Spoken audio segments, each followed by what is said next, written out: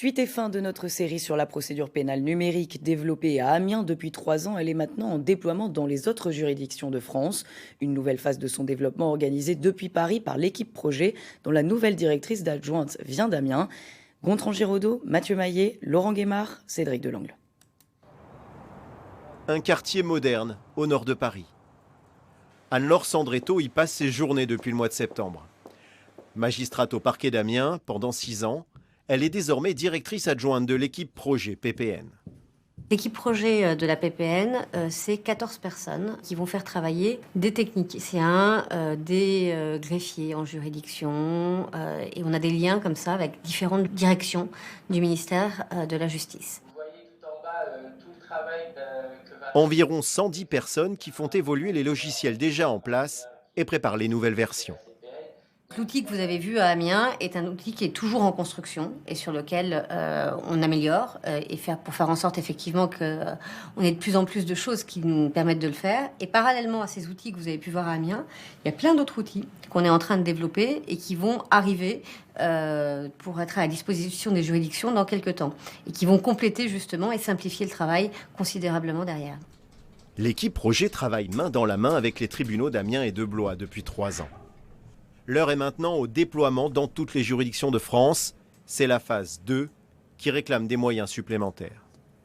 Sur les 3 années à venir, on aura à peu près 35 millions. Ce qui est un budget conséquent. Ce qui est un budget conséquent pour construire ces outils-là. Oui. Et pour construire un espace de stockage sécurisé des procédures, pour construire aussi une fiabilité de l'outil informatique. Parce qu'il y a l'outil informatique, mais il y a aussi toute sa sécurité.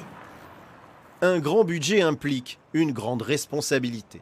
Ce jour-là, Anne-Laure Sandretto a rendez-vous place Vendôme au ministère de la Justice. Son auditoire, sa hiérarchie et les hauts gradés de la gendarmerie et de la police.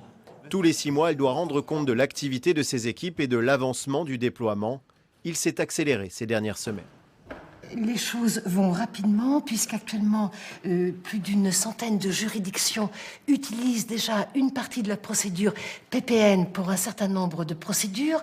D'autres l'utilisent pour des usages complémentaires de la procédure pénale et nous visons une généralisation totale pour les années 2024-2025. La Cour d'appel d'Amiens est largement en avance par rapport aux autres juridictions par le nombre de dossiers traités et de services habitués à la PPN. Mais le chemin est encore long et pour le président du tribunal de grande instance, ce chemin mène avant tout aux usagers de la justice. Moi, il me semblerait quand même normal que les justiciables aujourd'hui puissent accéder par une voie dématérialisée à leur date de convocation, à l'état d'avancement de leurs affaires et, le cas échéant, puissent obtenir la copie des décisions qui les concernent par voie dématérialisée.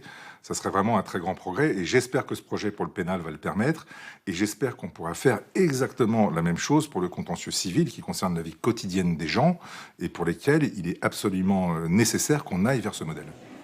Cet horizon 100% numérique sera une réalité dans de nombreuses années. D'ici là, magistrats, greffiers, juges, avocats et enquêteurs poursuivront le chantier dont les premiers échafaudages ont été montés dans la Somme.